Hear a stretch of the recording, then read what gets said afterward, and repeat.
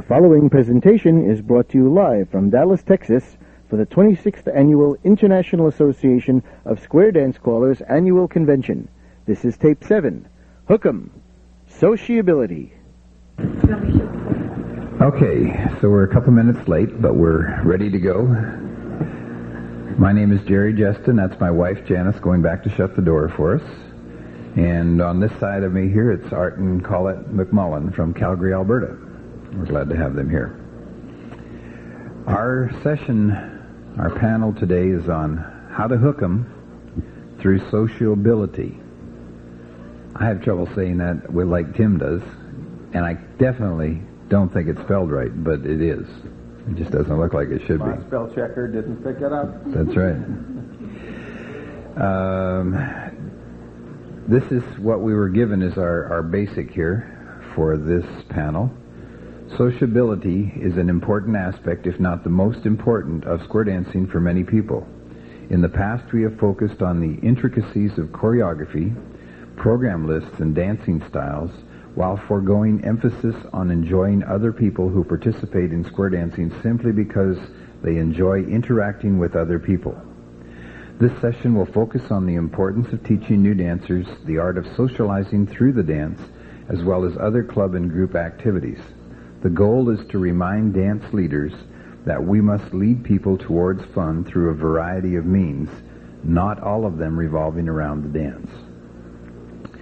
And what I'm going to do is, we got asked to do this, to moderate this panel, not too long ago, and but the McMullens have had a long time on this, and they did a very good article. So I want them to go ahead and read through their article, and I've gone through it, and I've got some notes and some other comments that are a little different from what theirs are, and then we're going to open up the floor for your ideas and your comments on our ideas, because we're here to learn from each other and also have a little bit of fun. So I'm going to turn the mic over to Art. Okay, thanks, Jerry. And I guess a long time. This should work. This one should work. So you have a roaming mic. A long time is all relative, isn't it? You know. Okay, how to hook 'em on sociability is the topic, and I guess my first reaction to that was, hey, what's going on? Why are we trying to hook them through sociability? But after thinking about it for a while, first of all addressing the question who the them is, they're the folks that we've invited or have been invited out, probably by friends, to come to a new dancer class for the first time or two. And they've come to learn square dancing, and as callers, we're there to teach them. But our experience has been that over the years, most of these people will remain in square dancing for reasons other than just the dancing. And this is the sociability factor that we're talking about today. Now, we're talking about it from a particular perspective. We call for several clubs in our area, and we also have a couple of caller-run clubs. But we can only speak about it from that perspective. So let's look at some ideas, and keeping in mind that these ideas are probably best carried out by the club or by the leaders within the dance group, whoever they might be. But we must remember that we are leaders within that dance group or that club. And we can very often get our ideas implemented by interaction with the club executive, with the club members. You express ideas, feed them a few things, and see if you can get somebody to pick it up and run with it. But going to the first night, that's where really the beginning of the sociability aspect starts. And have you ever walked into a hall where people were dressed in funny clothes and it seemed that everybody there knew everybody else and you didn't know anyone? What was your reaction? It was probably like you'd just like to run, get up, walk out the door. So I think it's important that you keep this in mind, and from the point of view of the prospective dancer, tame the dress down a little bit. There are some things that we feel, very strongly on that should happen and should not happen on the first night. And one thing is, above all, to make them feel welcome. Now, how do you do that? Simply talk to them a little bit and ask them if they got caught in that rainstorm on the way to the hall, and just kind of generally recognize that they are there. And we always introduce ourselves and perhaps any of the others that happen to be close by them, try to get them involved in a conversation. One thing that we really don't like to hear happen is to have people tell them how great square dancing is, that it's a good, cheap activity, it doesn't cost you very much, and man, is it really a healthful thing. And they can learn that in the future by themselves, we feel, but I personally find that a bit of a turn-off if anybody tries to tell me that type of thing. Very important to address them by name and to treat them as individuals. Also, be a bit sparing with the hugging and the backslapping. We call for one club that are a great bunch of huggers. You walk in the door at a club dance and they have greeters there hugging you, and there are hugs going on all over the place. At a new dancers class, particularly the first part of it, that can be a big turn-off for a lot of people. So we try to keep that toned down a bit. Well, I'm going to turn it over to Collett here. You can use this one. Thanks. I agree with what Art is saying there, too, and I believe this is true, and particularly for men, because, unfortunately, it seems like it's true all over the world. The ladies kind of have to drag the men to come to their first dance, and if somebody comes up, especially if a man kind of gives them a slap on the back, and that man, he doesn't know for sure if he wants to come back. So let's deal with, will they come back? They've been out to their first night, and we're hoping and praying that they will come back. As these prospective new dancers leave the hall after their first few hours of dancing and learning, you wonder, will they come back? You hope. What things will influence their decision? Over the years, we've heard comments, and we've asked people to comment to us about why, in fact, they did return. People are nice, and they usually tell you what they think. Sometimes they just put on a good look, but generally speaking, those that come back say, everyone was so friendly. We really, really felt welcome. We enjoyed being with the friends who brought us, and this, of course, is assuming that in a good lot of cases it's because somebody has said, come and give it a try. We met new friends, and they realize after that first night that all sorts of people come square dancing, not just retired people that have nothing else to do, but there's engineers and postal workers and street cleaners, etc. Some of them say it was wonderful. Our one night and a few hours when we didn't have to worry about all the problems that befell us during the day. Everyone there seemed to be smiling and having a good time is a very common comment. And some say we enjoyed the dancing. Now, our experience over the past years has been that most of the comments fall within the first bunch rather than the actual dancing. That seems to be the least comment. And this, of course, tells us that if we want to hook them, we're going to have to be very aware of the social part of it and make sure that we continually emphasize that. So we come to, did they come back? Now, some of them did, or we asked some of them, and we hope they'll come back. Did they? Yes, at least many of them. Of those who did not return, we can enumerate a multitude of reasons that they give us, and we know we can't win them all. Let's focus on those who did return. They're the most important people in the club at this time. Remember, this is only the second time they've joined us, so they aren't hooked yet. Maybe they've come back with enthusiasm, or maybe they still have quite a few reservations about it all.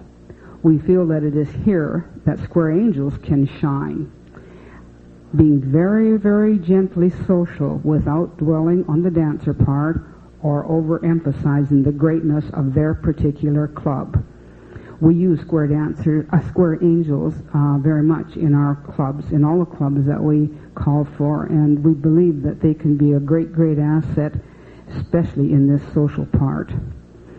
From the calling standpoint, it's a matter of keeping them dancing and help them to have a whole lot of fun. Now I'll turn it back to Art for the first class.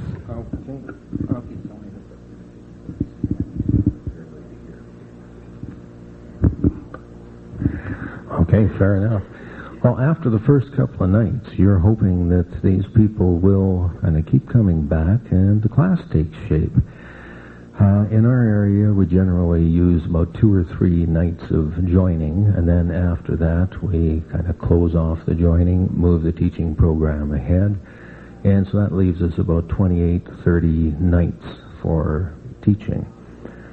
And we break that into 3 different sessions, and there are 2 reasons for that.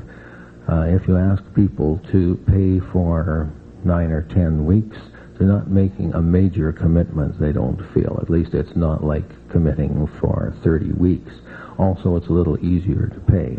So we kind of ease them into it gently. We have the hook in just very gently at this point, and we don't want to lose them. So we try to ease them in a little bit. And we move on with the teaching program and try to keep it as much fun as we can. Now, at this point, though, we find that the coffee and snack part of the evening becomes extremely important, because you can see some people who have come together as friends, they'll stick together, and then they start moving out and making friends with others. Those who didn't come with friends start pairing up with other people, and so these friendships form. And these are the friendships that we believe will keep the people dancing for quite a while. And some of those friendships will last a lifetime. Now, as the season moves along, it can get, a little bit routine, and we've looked for ways to try and break that routine a bit. And some of them have been special dances, such as a Halloween dance. And one of the clubs we call for on the New Dancers Night just prior to Halloween, everybody who chooses to wears a Halloween costume, and that's usually a blast because some of them get really wild, and it also, from their point of view, gives them extra things to talk about with their friends, and they see their friends in a different light when they're in costume. So that gives a little bit of a fun atmosphere. Also, the Christmas dance is another major one where the routine is broken. The hall's decorated, and the singing calls are all Christmas themed, and Santa usually comes in and kicks up a bit of a fuss out on the floor and all that kind of stuff. And graduation time, there's always a special lunch or perhaps a dinner. There's decorations, fun-oriented exams that, of course, nobody ever fails. But I remember one time we had a fellow who made a big issue about this exam, that he did fail it, and he knew he failed it. And so we said that he did actually fail it. And it's one of these stupid things that you could never possibly fail, but he was just having some fun with it. And so next year, when he was back square angeling, we announced that George had to retake the exam again. And he had been on probation all year, and he got a big kick out of this one, And of course, the new dancers from that particular, the new dancers, really enjoyed it too. And I think kind of made them feel a little bit special. Sometimes unique ideas for promoting a special event can be helpful and create that, hey, we want to be there feeling. In one of our clubs, they have a New Year's party, and this is a non-square dancing party, but they promote it at the New Dancer Nights. And things were lagging a little bit one year, and so a group of the executives got together and said, well, how can we drum up some enthusiasm here? So they thought, well, we're going to come out of the closet at one of the New Dancer Nights and just put on a little bit of a New Year's show. And so we had the music teed up and all the rest of it, and as it turns out, just behind over there, the stage is here where I am. There's double doors there, and so Old Lang Syne went down, and the doors opened, and out come a few of them with their hats and their whistles, and they're just cavorting around and that. Well, the announcement that night was listened to, and you know how some announcements are not listened to. And also, the New Year's party sold out, and there was a bit of a waiting list for it. Now, sometimes just some little event like that can kind of turn people on, and also it makes it something a little bit more than just the dancing. It's getting to the sociability of it. Another way that sometimes you can create a little different feel is to have some of the club members who don't normally attend come out and be at a particular New Dancers Night. They may be promoting an event that's coming up sometime in the future, but as you know, if you change the mix of people a little bit, you change the feeling of the evening, and sometimes you find that the visiting starts to go on cross lines instead of the lines that have been established before. One other major event that at least we see it as being major from the sociability point of view, is the citywide New Dancers Jamboree that's held in our area. Now, that takes place about February or so, and that's where all the new dancers from the various clubs in the area get together with their square angels, and they dance in a school gym. So it's usually a pretty large dance, and much larger than anything that the new dancers have been subjected to up till that time. And, of course, they're in a different hall, and they're dancing to different callers, and they're dancing with a lot of people that they've never even seen before. So one thing that we try to encourage very strongly is a good turnout from our angels, or the senior dancers, because the moral support and the security that they need to feel has to somehow be bolstered there. But then, it's just a nice big dance, and that's only the first part of the experience. Usually, I guess in our opinion, the most important part of that afternoon or evening occurs after the dance. And in both the clubs that we call for, we have always encouraged that they go out after the dance for pizza, a sandwich, something like that. And we go to a local restaurant and terrorize the place, and it's usually pretty noisy. But these new dancers then have the opportunity to talk about that caller that they couldn't understand, and that tip when they didn't know their left from their right. And, everybody's starting to laugh about their mistakes, and pretty soon they start to realize that the mistakes that they made in the evening are irrelevant. And they're just having a good time, and they're enjoying the company of the people that they're with.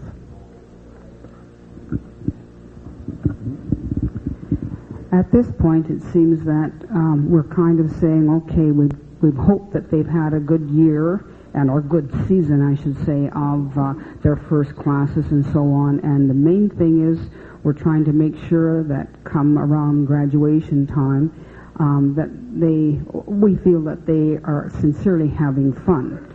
So now we're thinking about how are we going to keep them hooked over the summer. In the summertime, we have very little dancing in our area, except for, of course, the Calvary Stampede. And we don't dance in Stampede Park, but we certainly have a whole solid week of dancing. A lot of it is in the area where outside people see it. It's kind of the old style dancing down on Olympic Plaza now. But for the square dancers, the actual square dancers, modern square dancers, we have dancing every night of the week. And we certainly encourage our new dancers that have just gone through this whole season to come out, particularly our pancake breakfast down in the park. And we dance on the roadway, and we block it off and dance on the roadway and have pancakes and so on. And this helps them to start off by coming to something in the summer when there's not regular classes. Old friendships can drift apart over this period of the summer, and unless we really are concerned about keeping that social contact, the new friendships may drift apart fairly quickly if the opportunities aren't readily available. And it's these friendships, I think, that actually bring the dancers back in the fall. Club campouts are a popular activity in our area particularly. Now, in some areas you don't have club campouts, and if you're calling in square dance parks, of course that's a different thing, but it's a popular one in our area, and even if people don't have RV vehicles, we try to encourage clubs and the associations to make sure the campouts are close enough that people can drive out for the day and still be part of that whole activity. Hobo stew picnics, suppers, corn roasts, golf tournaments, horseshoe tournaments, and of course donkey parties all seem to be great social events that help to keep them hooked during the summer. All of these events have three things in common: some games or activities like that, some food, and a bit of fun level square dancing that kind of keeps them dancing just a little bit, but makes sure that they are having fun. Now, one word of caution that we sort of feel is worth mentioning here is be careful not to make the new dancers that have had a great year of fun feel that they must come out to every single thing that goes on in the summer, because as we all know, you can get burnt out.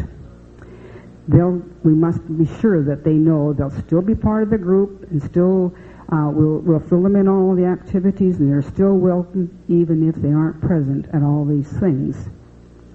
Now I'll let Art do the concluding bit. Just before I turn this back over to Jerry, just a few thoughts in concluding our bit here.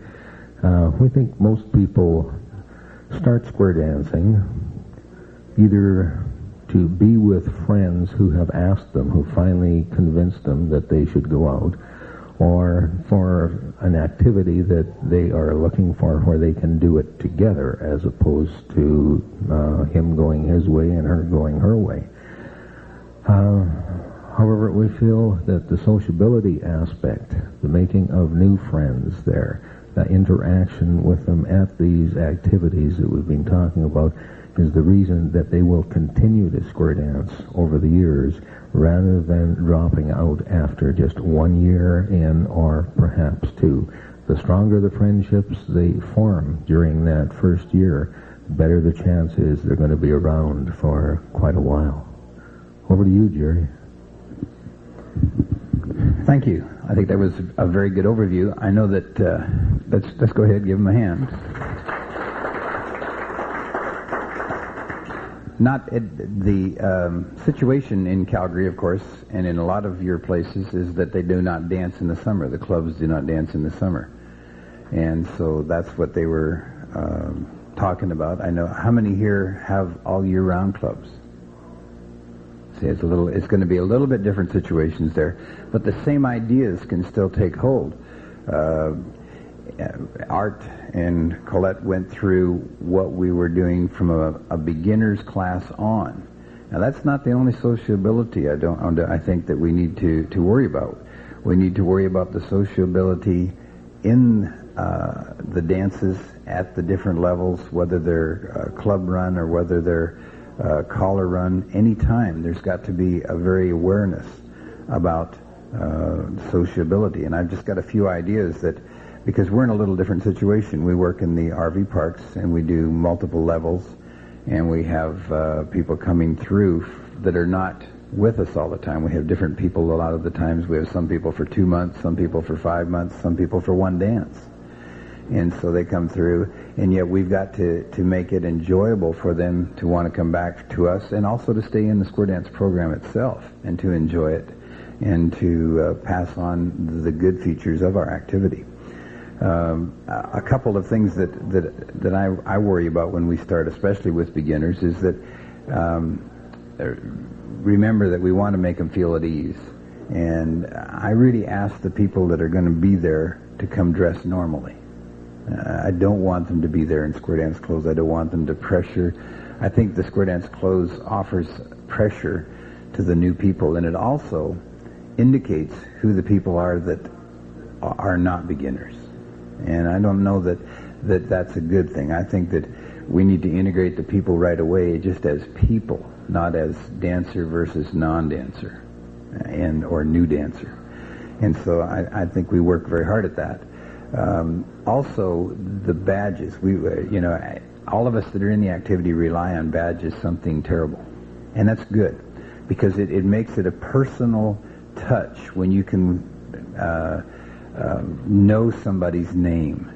And also, like in our situation, it tells where the people are from. Now that's a very good conversation piece as you meet people that you don't know. You get to know their name, but you also get to know where they're from. And so if it's a beginner's class, make sure you have the means of getting a name, a badge, on the people right away. That's very important, I think. And then when you're just doing club dances, be aware of the badges and where people are from. I've been in the activity for longer than I'd like to admit, and I was raised in Canada because I'm so young. And the thing that I remember about learning to call and teach dancing in Canada was that when I taught my classes, we taught rounds and squares together. That was just the way it was done. We put them in a circle and we taught them to do a sideward two-step, and then we put them in a square and we told them who their corner was, and we showed them a right and left grand. And then you took a little break and you come back up and you did the same thing again. But that was at a different time. But there are some aspects of this that we have sort of lost, and the one that we have lost with regular dancers that I think is very important in sociability, with even your club dances, with when you have visitors there. We do not do mixers anymore. And I don't just mean a white silver sands or something like that. I mean the caller doesn't do mixers anymore. All the ladies center back to back. Boys run to another square. And at that point you've increased the possibility of some new friendships being created. You get all the guys to get a girl and you say, pull them out of there, now introduce yourself. All right, now turn and face your new corner, introduce yourself, and then we'll dance again.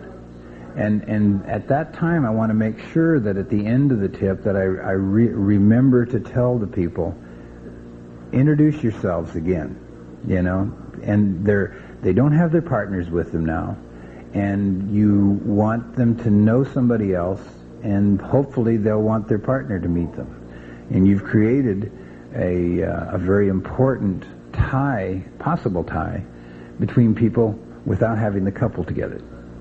And I think that's very important. And the caller can control that in many different ways. And I don't want you to say that you have to do a lot of it, but you need to do some of it. I watch the floor of a mixed crowd, and if I see the people squaring up together a lot, that's a good time to use it, because sometimes it feels cliquey, and that hurts sociability in our dance activity. And I know you can't do it every time, and as a dancer, I would hate to have a caller take me away from my partner and the people I square up with every tip. But use it to the benefit of the activity and sociability. And I think it's a very, very important tool. A way to get people to talk to each other too, if you know the people, even at beginners or at your club dancer where they have visitors. Of course, we're in a situation where we have people from different states, different countries. Give them a little chance to talk. I mean, I like to start you used to like to start with a yellow rock, being friendly, get to know your corner, and you do that for a lot of reasons. You want them to remember who their corner is, first of all. But you also want them to get to know their corner if there's somebody you don't know. So we're in a situation now that I don't want to do a yellow rock every time, and I want them to get their attention. So I may say, all right, look in your square, figure out who comes from the farthest away from this place. And so that means, guess what? They have to talk to each other. Even if their badge tells them where they're from, we're going to have to figure out, how many miles it was from there and that. And then if you even have time, you might say, I might say to them, well, this square here, who is from the farthest and where is it? And the people that were in this square over here on the far corner may have been from the same state and not realize it because the crowd was big enough they didn't get over there. So they're going to make a point of trying to get over to talk to those people, or else that's where I was raised, and I may want to go over and talk to those people and see if they knew my grandmother's father from way back when. And again, we've increased the chances of very good interaction between the people. And once we can do that, we've got a feeling that's good, because people will start doing that. And especially in beginner classes, as I watch, the leaders have got to be aware of things that are happening. Going back to the mixers, I did have another note here. I like to use computer squares, especially in beginners. And the reason I like to use computer squares is it mixes the people up, and it also it helps the people get into squares without having to choose a square.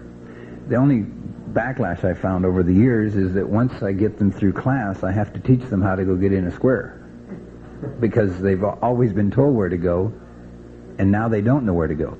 And I had learned that the wrong way. They go to their first dance party, and we don't have computer tips, and they're the last ones to stand up, and they're not sure what to do, and they end up together. So I had to rectify that in a hurry. The next class, I had to teach them how to square up without the computer cards. Get up and get in the square, form it with somebody. And so that was exciting. But the instructors got to be aware of things happening, especially at a beginner's class. Maintain the control. I watch the people as they start to talk to each other, and during the breaks, they start sitting together. In the second or third week, you can see people forming new friendships.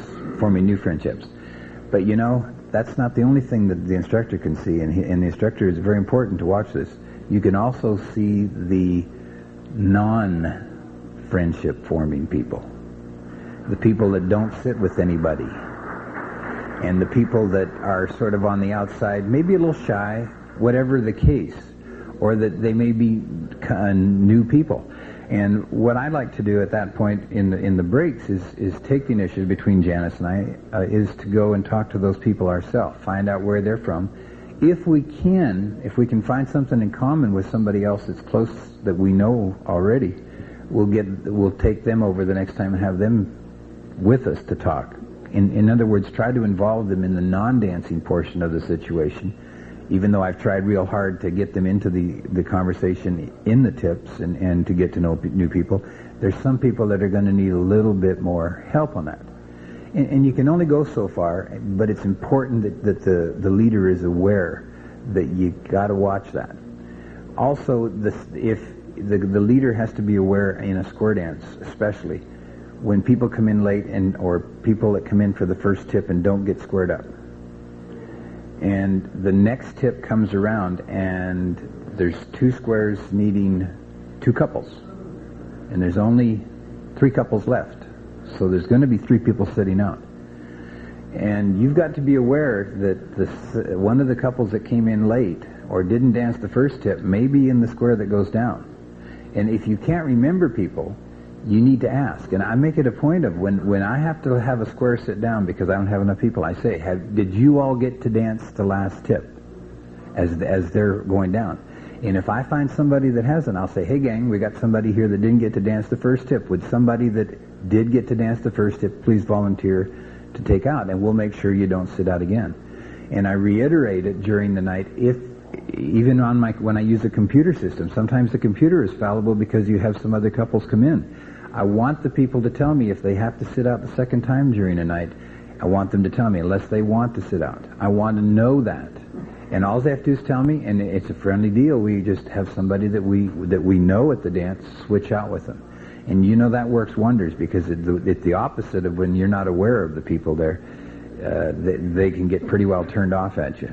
If you come to a dance and you miss the first tip and you sit out the second tip by accident, on a night in our areas, you've missed 2/3 of or 1/3 of the dance after 2 tips. And so you got to be aware of that. I know in the other areas the dances are a little bit longer. We also like to have the people sign in, and I know our situation may be different, but by having people sign in, we get to learn their names. And they also have to come and talk to us, or to Janice especially at the gate.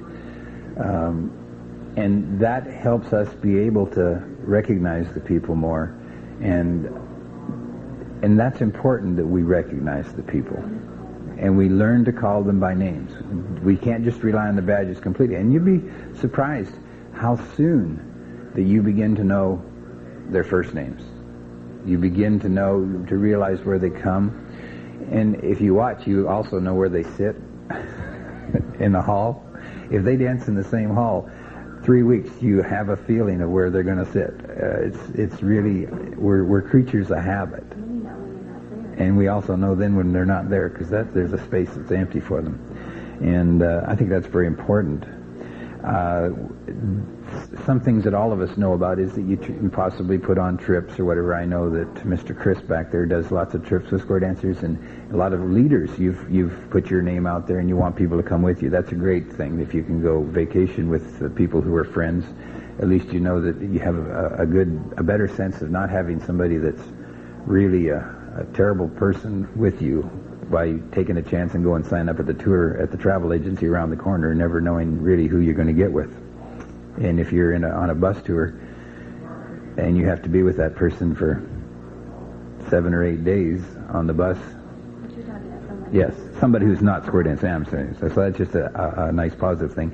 After parties, at the hall or not, theme parties, those are all great things that we need to be aware of. Looking down through my messy notes to see if there's anything else here.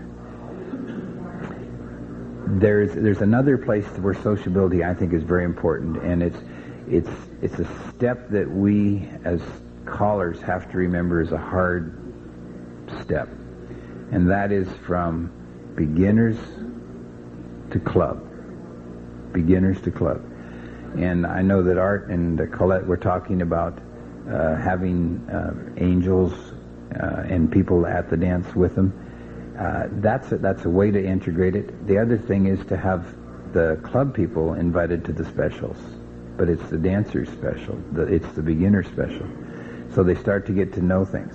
But it's going to make them feel so much more at ease. If they take all their lessons and all of a sudden we've graduated and we've had a lot of fun, and we get thrown into the mainstream dance with a lot of people we don't know, a lot of people.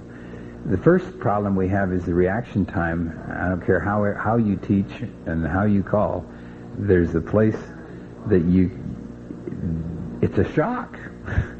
There's no other way to put it. It's shock going from beginners to club. And anything we can do to ease that is going to help us. And so the social aspect of getting the people together to know each other would be a great help, because at that point we would have and also remembering again to do the little mixer thing, make sure they're all not together and such. I don't think I'm going to say anything else. I think we'll open it up to the floor. Have you got any rebuttals on this first? Yep. All right. Not rebuttals, but you've just touched on a few things that I maybe glossed over a bit, and I'd like to come back and emphasize from our particular point of view. And one was the importance of knowing people's names. And on the very first night, you said it's important to have something there they can put their name on for a name tag. Yes, we must have that. Also, we have them sign their name. They write their name down there. And towards the end of the evening, Collett just automatically goes and gets me, she rewrites the list, and so that we'll have a copy of it. Then, before the end of the evening, we start writing notes next to the names. And those notes can be anything from bald and big or only we're going to see that sheet. The idea is to connect a name with a person. So anything that will tell us what that person's name is goes on that sheet. Another thing is you take a Polaroid camera along and usually give it to one of the clowns in the club, or not really clowns, but there's always somebody in the club that can go around and take some pictures without making a big deal of it. And he just happens to take a lot of pictures of the new people that are there. And then names go on those pictures and they go into my record case. And before we go in there the next week, out comes the list of names and the pictures. We both go over them. The objective being that when a person walks in that hall for the second night, that we can address them by their first name with no name tag or, no aid at all. And I think that's important in them feeling that they are somebody. They're somebody special. Like, hey, they remembered me. And important, in our opinion. Another thing, Jerry, you mentioned was mixing the new dancers. And I always start my first tip in a big circle. And I have found that there's people who are perhaps had a little bit of strain on the way to the dance, or they've had words, And so I like to get them in a big circle, and I'll move them around. And the very first tip, they won't dance with their regular partner. And it kind of sets the evening off a little bit better. Also, it seems to encourage other people to go out and ask somebody other than their regular partner for a dance. So I find as the year goes on, if they don't dance all that much with their regular partner, they're going and asking different people to dance. And I think that's very important from the sociability aspect. So just to reinforce a couple of things you said. No, they won't go on either. I hate clubs that do that. From a caller standpoint of view, I have to work hard every tip. When they start doing that, I just hate it. But my wife would like to say a couple words to add on it. You don't want to? Well, I was just going to, gosh, I didn't know I had that big of a voice, talking about the names the way we do it. We're not quite as organized as Art and Collett, but because I sit at the door when everyone comes in and they do sign their name, I see them sign it. I look up. I'm telling you my secrets now. I look up at their badge and say their name as they come in. And then that's what I work on each week till it's a game I play with myself. Okay, they're coming in the door before I even look at their badge. Okay, now that guy's name is, because I remember he was such and such. Yeah, that's Bob, or that's Tom. And then that evening Jerry will say, now remember the guy that had on the striped shirt and said, oh yeah, that was so-and-so. Or I'll say, and that lady that, she had on the pink skirt and the purple flowers, and he goes, oh yeah, I checked her name was Sue, and then we talk to each other and try to remember something. So ours is more mental than actually writing it down, but we just try to talk to each other and any experience we've had with any one of those people that we can share to remember for the next time. And I can't tell you how many times we've had people tell us, I don't know how you remember everybody's name. And I just say, well, we work at it. But they're so impressed because, and you know what it's like, if someone can call you by name that you didn't think knew your name, boy, that makes you feel good. And we know that, and that's what we work on, is calling them by name as soon as we can. And I'll tell you something that Jerry does, and not everybody can do that, but he likes to find someone in the group, that's easy to pick on. That one person. Well, yeah, I get that too. I get myself in trouble sometimes, or talking back too, but you can find that person. And if you can get that person, calling them by name, it makes everybody else relax, and they know who that guy is. And then pretty soon, you'll find maybe one other. And then, now, Betty, remember, what did I say to do? I've got to watch Betty all the time, and she laughs, and everybody else laughs. And the more you can know people by their name, I think that's the best part of sociability, is calling them by their name. Just to add on what she said, I'm real cautious about the names. I sometimes let myself be less cautious than I should be, because we get to a game now after I've had them around for a while, and I haven't called. I say, George, turn around, and George was facing the wrong way. Well, George wishes I didn't remember his name completely, and I've got to be very careful of how I use the names to correct. The best way is George is wrong, but I know that I can tease Tom, so I say, Tom, are you sure you're facing the right way? And while I'm talking to Tom, George realizes he's facing the wrong way and turns around, and I never noticed him turn around. But I did notice him turn around and give him time to turn around. And he's thankful I didn't call George. And so I say be careful about that from the stage, but get to know their names. How about some comments from out there? Anybody? Anything? Oh, sure. State your name, where you're from, please. Skip Cleveland from Cocoa, Florida. 2 comments. One on the parties, especially the non-dancing party. Sometimes you have a problem with certain holidays like the New Year's Eve thing. This is the front side of your cassette. But wind down and it's not conflicting with other things going on because everybody's trying to recover. The other thing is getting the new dancer to the club. That transition. We've started something this year and it's working great. Once we got the dancers up through most of the basic level, our class runs before our dance. At that point, it's a 3-hour night for me, but we start the class level at 7 o'clock, and it runs to 9. The club level starts at 8 o'clock and runs to 10, and we just don't tell anybody what they're dancing. And it really works out great because it puts the club with the new dancers. Everybody mixes, has a really good time. There's no teaching from 8 to 9, although the teaching happens from 7 to 8.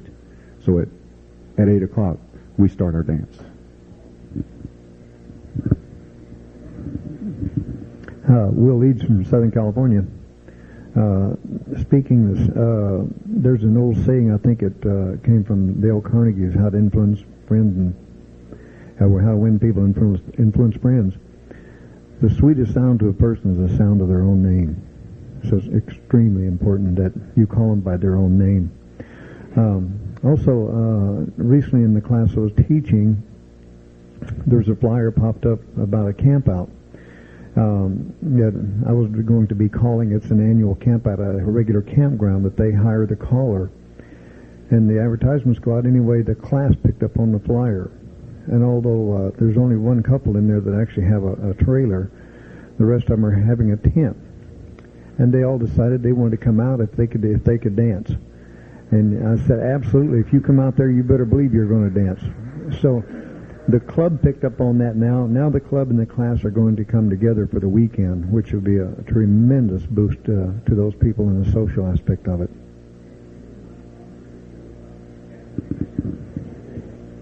I'm going to bring it right back to you. Art just wanted to say something. Okay, I just wanted to pick up on your comment there about New Year's and the other world, and I think you're quite right on that, and we have to respect that and try to work around it. But there's another way of looking at it. We try to encourage the new dancers to bring their non-square dancing friends out to that party, and there is a motive behind that, and you know what it is, because sometimes we see those people out at new dancer classes the following year.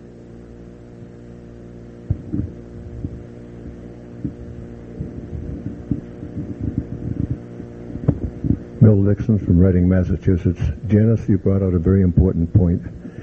I think, though, to add a little bit, which most all of us do normally, is to get there early, whether it's a one night or a class, and you talk with people, you can find out those people who would be willing to be talked to on the floor.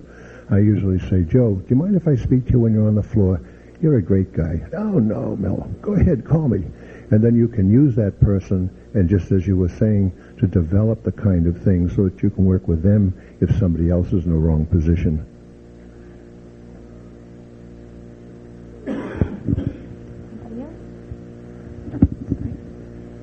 Thank you. First of all, I'm Rolly Williams from Bethany Beach, Delaware. First of all, I'm not a caller. Secondly, I'm here with our General Chairman from the 49th National Square Dance Convention for Baltimore 2000, and I'm the Program Chairman. But I'm also the past president of the WASCA Association in the metropolitan area of Washington, which is the Washington Area Square Dance Cooperative Association. And I've been very impressed with what's going on here at this CALLERLAB convention. I must congratulate you because I'm very much impressed, and I hope to take a lot back with us that we can implement some of these ideas that's going on here with you callers. But I would like to just pass along one of the ideas that we just finished our WASCA Festival in in Reston, Virginia this week ago. And one of the things we've done with the new dancers is that WASCA every year has what they call the invitational dance, which is all of the new dancers come with angels, and they have a 2-hour session with national callers, which is very impressive to them. And they have a 2-hour dance between 11 and 1, and then in the evening from 5 to 7, they have another 2-hour session with national callers. And the event has been growing for the last 3 years now, continually growing. As a matter of fact, some of the areas now, the dancers are coming in busloads to come to the dancer, and they've been averaging anywhere from 200 to 250 dancers in one evening, in the afternoon and evening. So this is one of the ideas that we found has been working in the area for new dancers because of the sociability, but by the same token, dancing to national callers. And this we find has been very, very impressive with them. And we look forward to the fact that each year that's going to grow and grow. So this is something we might pass on. Anybody else back here? Okay, 1 second. That's a great lead-in, because this is one thing I forgot to comment on. Some of the other festivals now, instead, I know I've been in to call a lot of major festivals, and we never got to call for the beginners. And if the beginners were always in a hall that was a little hall away from everything. And something that's happened at some of the festivals lately has been that the hall where the people that set up to sell has been the beginners or the mainstream or the basic hall now. And it tends to bring all the dancers from different levels, because we still have the other rooms, through this hall. And you know what happens? They dance with the beginners. And because that's the central location, you know what?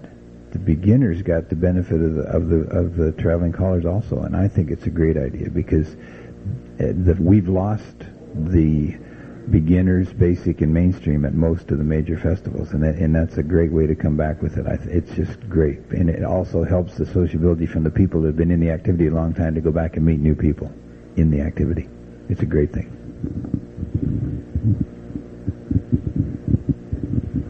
Skip Cleveland again. A comment on the picking out the dancer on the floor that you can toy with when you've got something going on and you need to get somebody's attention. Angels are great. If you can pick out one ahead of time, not only are you picking on somebody that's known in the group to everybody and they're not embarrassed because you've singled them out, you can also get it to where the new dancer has an opportunity to enjoy an old dancer screwing up. Okay? So they love it. They love it. They eat it up. They know, a lot of times they know exactly what you're doing, but it still goes over real well. So if you've got that good angel you can use, stick it to them. They love it. Caller's weight serves the same purpose. Sometimes I'll say it's always the square that has the caller's weight in it that gets in trouble. Anybody else back here? Anything else? That might it picks it up for that. Anything else anybody would like to share with us?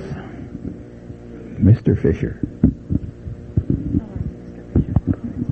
Dick Fisher. I'm not a cuer. I'm a round dance leader. But, I'm not a caller. I'm not a cuer either, hardly. There's some debate about that. I share with you an experience we had. We worked for several years in an area where there were 5 clubs, and 4 of those clubs would have lessons every year. One of the callers that had lessons had his own particular system. he had badges that had the name of the club on them, but the place for the name was just a little pocket that you could slip something into. So the first night with the new class, everybody got a club badge, and they just had their name printed on it and slipped in there. All of the angels had the same kind of badge, so that there was no way to tell who was a class member and who was an angel in the square. The other thing that this guy did was, and I'd figured this out later, he would only let you dance the first and last tip of the night with the person you came with. Now, he was not the best caller of the five, and we worked with several of these callers, and we always noticed that these people from his classes showed up at these other clubs to dance, and we started thinking about this. He had the best record of keeping dancers in the movement of any of the people who gave lessons, but they didn't necessarily dance with his club later. They danced with other clubs that maybe danced a little more difficult calls and stuff. But I think that his secret was that he sort of fellowshipped everyone into the movement immediately, and his ex-class members were all friends with one another, and they all went around together, but they all danced everywhere. So I think sometimes we sell short the importance of fellowshipping these people into the activity. I think it's more important than teaching them how to dance almost.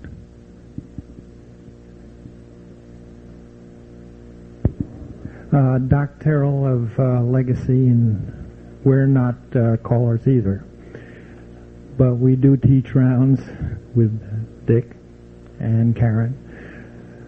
One of the things that I think we have all gone through is when we have gotten into a new club or coming into a new club or a new dance for the first time. One of the things that we are trying to think of is, how are we going to be received? Are we going to be welcomed? Are we going to find a closed club? What type of people are going to be there? And so the people that you see there are the ones, if you recognize them, you will have a better idea as to how you're going to be received. The newer dancer who is coming to his first outside dance is scared stiff because he knows he's not going to be received, or he's very fearful of being received. And then on top of that, he knows that every mistake that is ever made is his or hers. So that it is so important, especially from the time that they get close to that first door to come in, to have them have a feeling that they are welcome into that hall. And the whole evening should be a welcome for these people that are not usual members of the club.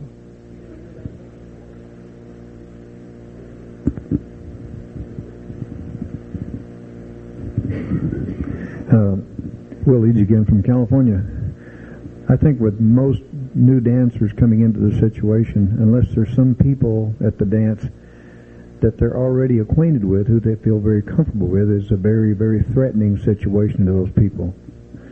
I agree with you wholeheartedly. This, for a new person to come to a dance on their own is almost impossible. You have to have someone there that you already know, that you can feel comfortable coming there with. To walk into a strange hall, unless you're a really aggressive type person, you pretty much refrain from it. And I think this is where the hand-to-hand contact with all the people out there that you would bring to the dance, and on a social level, you have to be on a social level to start with in order to get them there, because they don't understand what the square dancing is all about.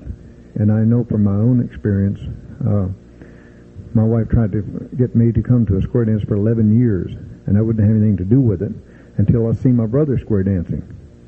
And, of course, I knew him and some of his friends, and I thought, wow. But before that, there's no way you could get me to a square dance. Impossible.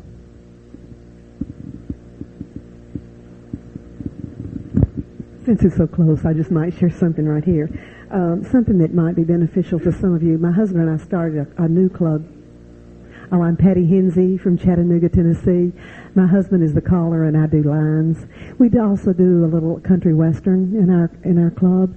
One thing about the dress, when we started this new club several years ago, most of our people made it very clear they did not want to wear the foo-foo dress, as they called it. So we came up with an alternate, which is denim. We wear denim skirts and denim shirts, and with the red bandanas. And the dance community, has accepted us pretty well. You know, we wondered about that when we did it, but it seems to have really worked. And I just wanted to share that. I had a couple of questions. One of you said something about the coffee and snacks after the lesson. Do you not have it out at the beginning? Do you not have a break? How does that work actually?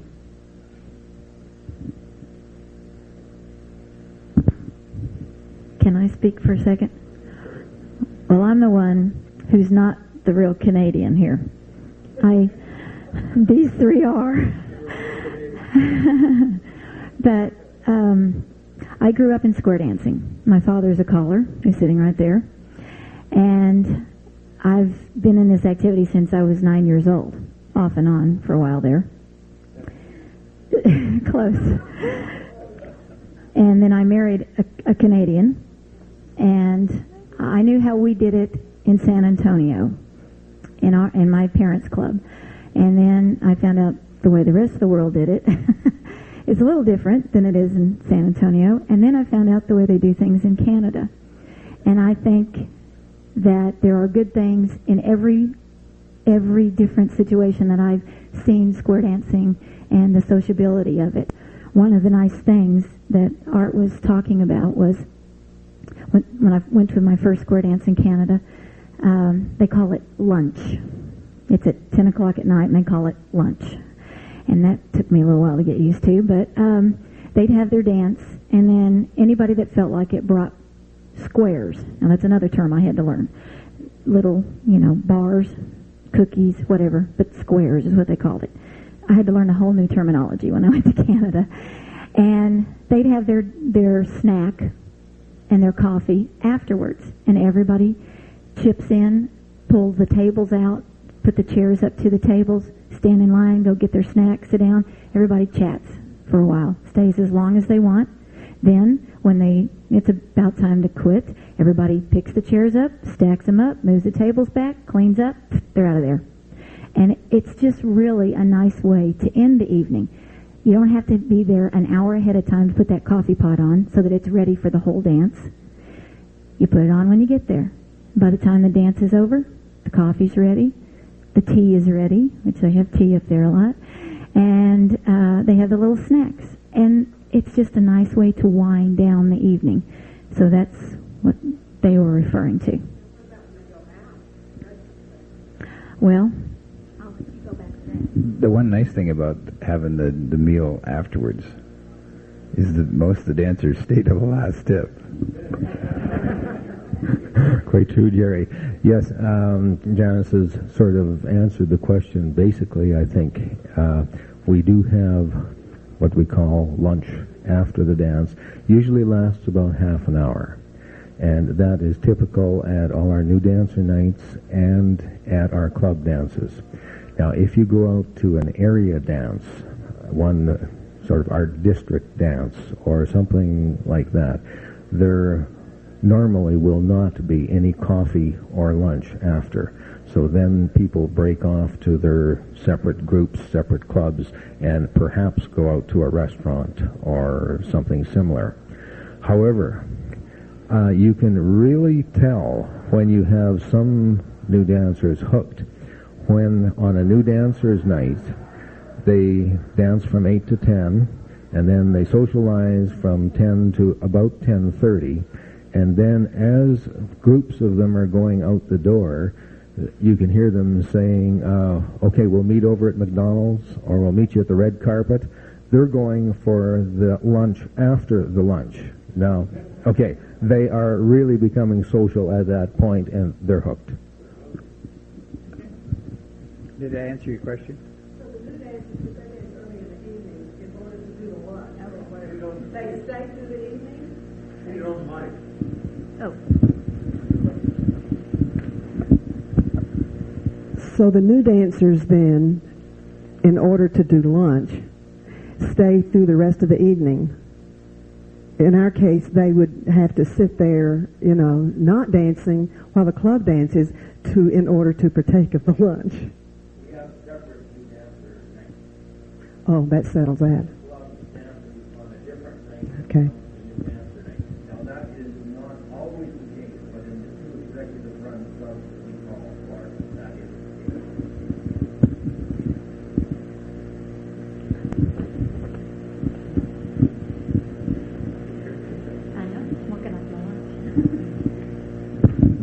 I'm Gene Triplett from Charlotte, North Carolina.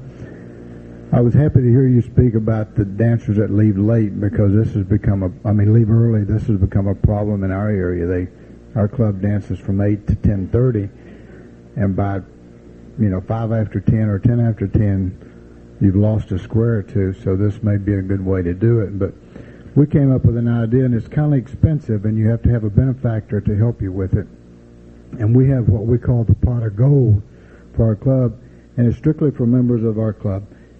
And you have to have your dues paid up. But between the pattern and the singing call, the last tip, we have a drawing. And our pot of gold starts at $50. And if you're there when your name is drawn, you get the money. If you've left early, you don't get the money. And each time we don't give it away, we add $5 to the pot. So it's growing. And we've given it away twice this year. So our dancers, they're starting to stay later and longer now. And at our last dance, we had a couple that came, and they left about 10 after 10, and we had the drawing at 20 after 10, and his name was drawn out. And at 11:15, he got a call from 2 or 3 of our club members letting him know he had just lost $55 by leaving 10 minutes early. So it does help, but we have someone who is in our club, uses it as a company advertisement for him, and he puts the money up for us so we don't have to put it out. So it works real good for us, but you could use that idea in a lot of ways with door prizes or something like that, and have your drawing at the last tip. So it does work real good for us. That's a drawing of the people that are there. That's a drawing of the people that are present, not of your whole membership. That might be another way of.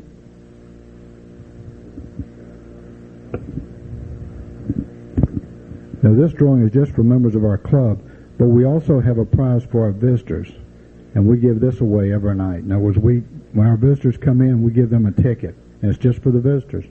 And we have a door prize. Sometimes it may be a dozen golf balls. One of the square dance shops will donate a shirt to us or a blouse or something like that, and that goes to our visitors, and that's also drawn at the last tip. So we're doing that to keep them. And when Connie and I were chairman of the national convention, we didn't get to dance a lot, and we didn't get to attend a lot of our dances, so we were elected president as soon as our convention was over. And our club had dropped down. We had about 150, 160 members, and we had dropped down to probably 75 or 80 paid members. And out of that, we were getting 30, 35. And now we're doing 10 and 12 squares back again on our regular dance night, because we think it's because we're drawing some of them back with the prizes. And let's face it, if you go dance, you might as well stay the extra 20 minutes, because they might draw your name. But we do have prizes for both visitors and club members.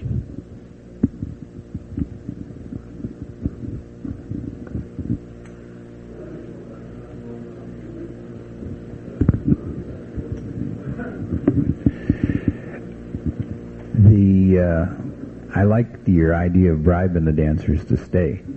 And you may say, well, that's not really sociability. Yes, it is, because you've given the dancers that extra opportunity for socializing. And I think it helps the whole spirit of the dance. In our situation, we have a receiving line every night after our dance. Either Janice or I stand at the door and talk to everybody as they leave, if they so desire, because our halls have more than one door, so they can get away without. But it's surprising how many people do stay just to and especially when I do it as much as I can, but I cue rounds too at the dances, so I don't get to talk to them during the dance. That's all up to my spouse.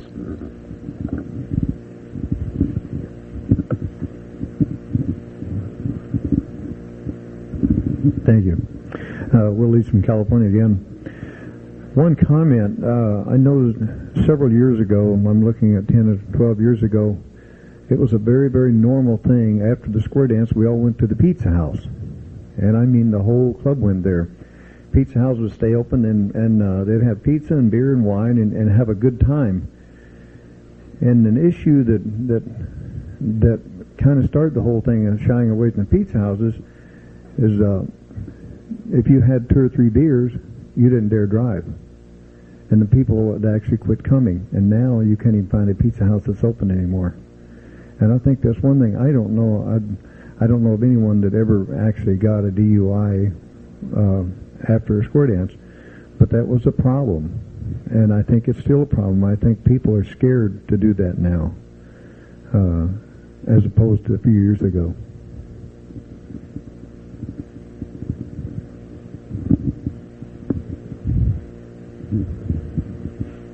Of course, we're not always saying it has to be a Pizza Hut or anything. A lot of the people after dances in Yuma go to the Dairy Queen, or they go to a restaurant for pie at the truck stop. Yeah, and so that's an option on their own. Is there anything else that you think we need to bring up in this today? If not, I would hope that you got something out of this. I know I learned a little bit, and I'm glad to have been the moderator here of this panel, and I want to thank you for coming. I want you to thank Art and Collett and my wife Janice.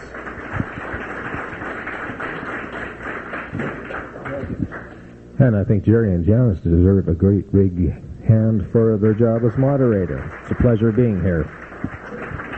And continuing in this spirit of socialization, we get to be first in line for the break. Well, us in this room, yes.